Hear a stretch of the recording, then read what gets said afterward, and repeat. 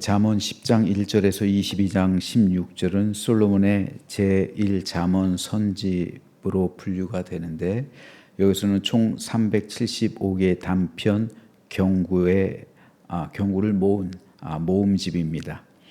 오늘 이 가운데서 14장을 읽었는데 14장은 크게 7문단으로 나눌 수가 있습니다.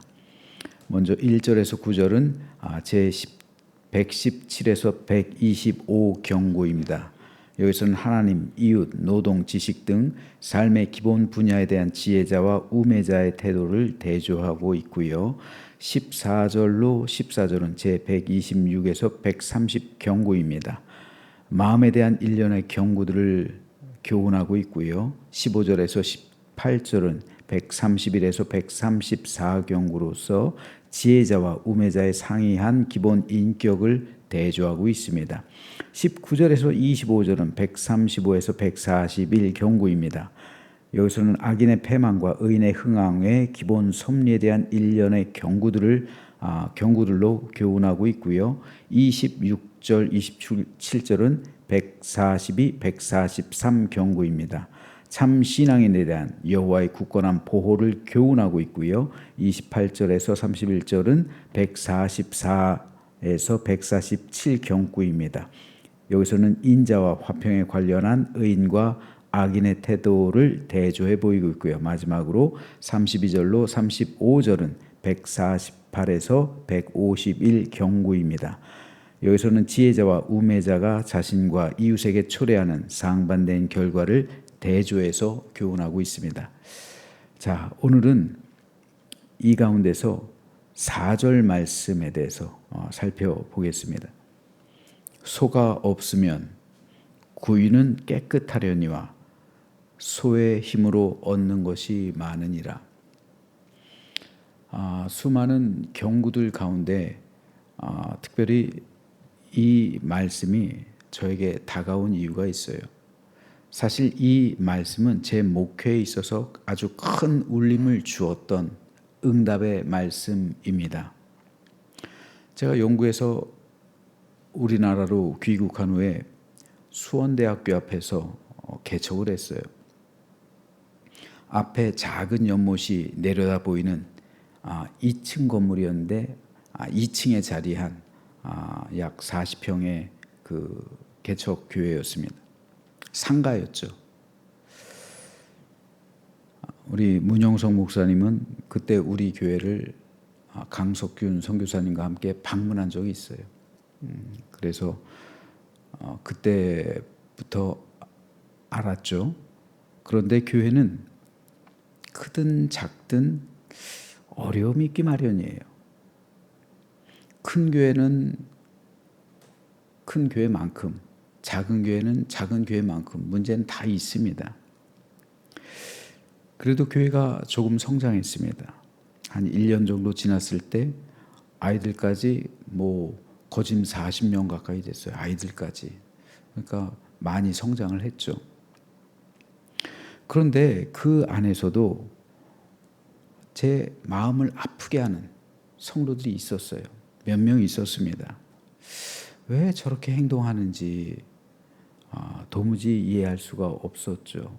더구나 그때는 또 영국에서 왔을 때니까 우리나라 문화하고는 조금 다른 그런 부분들이 있어요. 좀 상식적으로 볼 때 조금 좀 이거는 인격적으로나 상식적으로나 좀 아닌 것 같은데 좀 무례한 그런 성도들이 좀 있었습니다.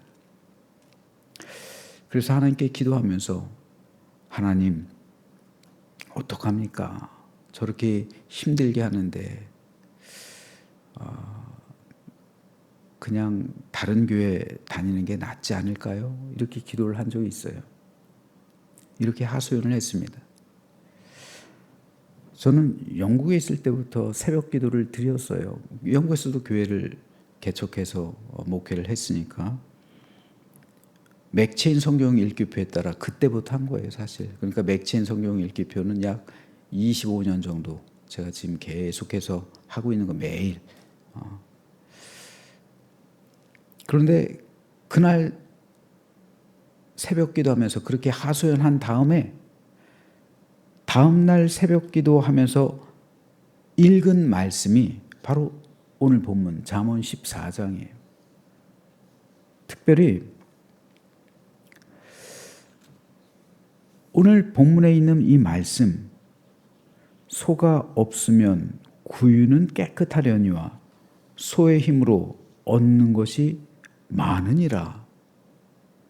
저는 이 말씀을 읽을 때 하나님의 음성으로 들었어요. 하나님의 말씀, 하나님의 응답으로 들었습니다. 제가 크게 깨달았어요. 교회에서 목사의 마음을 아프게 하고 힘들게 하는 사람이 없으면 교회는 깨끗하겠죠. 하지만 성도가 하나도 없이 교회가 깨끗한 것은 목사한테 전혀 도움이 되질 않아요. 전혀 유익하지가 않아요. 성도가 아무도 없어요. 내 마음대로 하죠. 근데 그건 유익하지가 않아요. 다소 속상하게 하더라도 성도 한 사람이 얼마나 귀중합니까? 개척교회 할 땐 특히 더 귀중하죠. 저는요, 개척교회를 영국에서도 해보고 또 한국에서도 해보고 그러니까 알아요. 여러분, 개척교회 어려운데도 나가시는 분들이 있어요. 저는 그분들 너무 귀중하다고 생각해요. 왜냐하면 그분들이 똑같죠. 그분들도 똑같이 11조예요. 똑같이 헌금해요. 똑같이 충성해요. 개척교회니까 오히려 더 목사가 더 기대를 하잖아요. 더 의지하잖아요. 더 바라잖아요. 그러니까 더 부담스러울 수가 있어요. 그렇다고 해서 뭐가 변변히 갖춰져 있습니까? 부대 시설이 좋기를 합니까? 교육 환경, 아이들 키워야 되는데 그 아이들을 위한 환경, 그러니까 다 큰 교회를 가는 거예요. 청년부가 있습니까? 학생부가 제대로 조직이 돼 있습니까? 아동부가 있어요. 유치부가 있어요. 그러니까 아이들 때문에 우리 큰 교회 갑니다. 이런 사람들이 실제로 여러 명 있었어요. 우리 아이들 교육을 위해서 큰 교회 갈 겁니다. 있어요. 우리 교회도 있어요. 우리 교회 정도 규모가 되는 데도 있어요. 그래서 저 큰 교회 갑니다. 이걸 어찌 탓할 수가 없잖아요. 아이들 교육을 위해서 간다는데 그걸 어떻게 뭐라고 말릴 수가 있어요? 그럼에도 개척교회에서 그 교회를 섬기는 이 손길들이 있어요. 저는 그분들 너무 귀중하게 생각돼요. 그래서 저는 우리 교회 누가 온다고 했을 때 개척교회라고 그러면은 저는 권하지 않아요. 우리 교회 오시라고.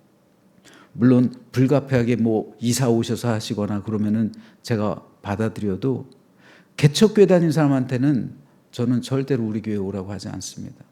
얼마나 귀중한데요. 실제로 제가 개척교회 하고 있었는데 그 봉담에서 제일 큰 교회가 있어요. 우리 교회 집사님이 잠깐 가판을 설치해 놓고 옷을 팔았대요. 자기 집에 있는 옷을 이렇게 팔았는데 전도하러 왔더래요. 전도지 주면서. 저 교회 다녀요. 어디 교회 다녀요? 저 개척교회 다녀요. 그랬더니 왜 개척교회 다니냐고. 좋은 교회 다니지. 큰 교회 다니지. 그 말을 듣는데 얼마나 화가 나는지. 큰 교회가 그래 좀 과격하게 할 짓이 없어서 큰 교회가 그래 개척교회 성도를 빼가? 이거는 교회를 무너뜨리는 거잖아요. 교회가 작은 교회를 죽이는 거잖아요. 이건 큰 교회가 할 일이 아니에요. 여러분들 전도하실 때 개척교회 다닙니다 그러면은 절대로 우리 교회 오라고 권면하지 마십시오. 그 교회 잘 섬기라고. 그 교회 살아야죠. 그 교회도 생존해야죠. 그 교회도 부흥하고 성장해야죠. 근데 그런 사람들 빼오면 어떻게 하겠어요? 이건 큰 교회가 할 일이 오히려 떼줘야지. 불씨를 떼줘야도 뭐예요? 못 믿어올 뭐예요? 떼줘도 모자랄 판에 왜 이렇게 한국말이 생각이 안 나? 떼줘도 모자랄 판에 어떻게 거기 있는 사람을 빼와요? 이거는 진짜 말은 제가 표현을 안 했지만은 이건 사단이 하는 짓이지 이게 어떻게 성령이 하는 일이에요, 그게. 전 그렇게 생각했어요. 제가 당해보니까 저 진짜 너무 화가 나서 제가 그 교회 담임 목사한테 전화를 할까? 장로교회였어요, 장로교회. 알 거예요, 봉담에서 제일 큰 교회. 이렇게는 하지 마십시오 하고 전화를 할까 말까 다 꾹 참았습니다. 얼마나 귀중합니까? 그때 하나님께서 저에게 주신 말씀이 이 말씀이에요. 얘야, 소가 없으면 구유는 깨끗해. 근데 그 소가 있는 게 너한테 유익해. 어쩌면 변화해야 될 것은 나였을지도 몰라요. 저는 그 성도가 변하길 바랬는데 하나님께서는 이 말씀을 통해서 야, 네 마음을 바꿔라. 네 마음을 바꿔라.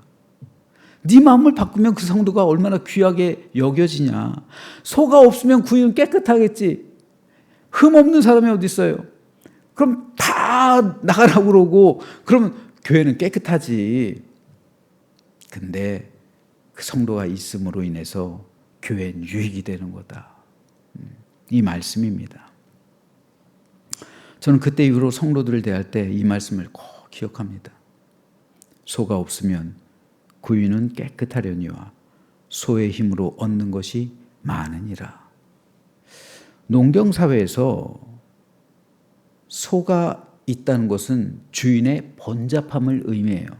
소염을 준비해야죠. 소똥 치워야 되죠. 소 한 마리 기르기 위해서 주인의 수고와 희생이 따르죠. 그런데 외양간이 지저분하다고 해야 할 일 많다고 소가 없는 건 결코 유익이 되지 않습니다. 외양간이 깨끗하고 소가 없는 것보다 소가 있고 다소 지저분한 게 나은 거예요.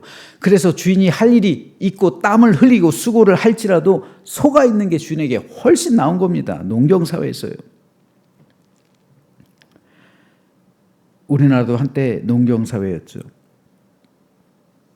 농경사에서는 소가 필수입니다. 그런데 소 때문에 내가 해야 할 일이 많아진다고 소를 키우지 않는 농부가 있다면 그 농부는 어리석고 미련한 사람입니다. 지혜로운 사람은 소를 키우기 위해 드는 희생과 수고를 도리어 기뻐합니다. 농부가 소를 위해 해야 할 일이 많다는 것은 그만큼 외양간의 소가 많다는 것을 의미하기에 지혜로운 농부는 외양간을 치우고 소를 먹이는 일을 전혀 수고로 여기지 않아요. 그렇다면 이 말씀은 먼저 목회자인 저와 우리 목사님들에게 적용되는 말씀입니다. 저를 비롯한 목사님들은 외양간이 깨끗하기를 바라선 안 됩니다. 외양간이 깨끗하면 수고할 일도 고생할 필요도 없죠. 소가 없는데 무슨 고생을 합니까? 하지만 그로 인한 유익도 누릴 수가 없는 거예요. 성도들 역시 동일합니다. 여러분에게 봉사하고 헌신하고 섬김으로 수고할 사역지가 없다면 여러분은 편하게 교회에 다닐 겁니다. 하지만 그를 통해 얻는 유익 역시 없을 겁니다. 제가 개척교회 성도들을 이렇게 칭찬하는 이유가 있어요. 얼마나 힘겹게 이 땅에서 살았을까요?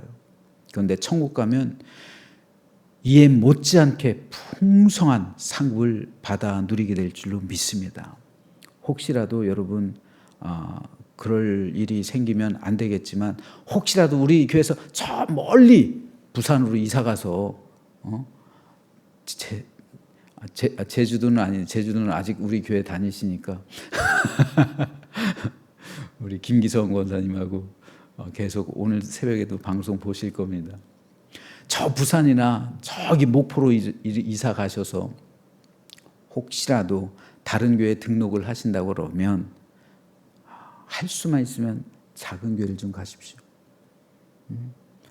큰 교회는요, 여러분 가도 별로 반가워하지 않아요. 근데 작은 교회 가면 얼마나 반가워하겠습니까?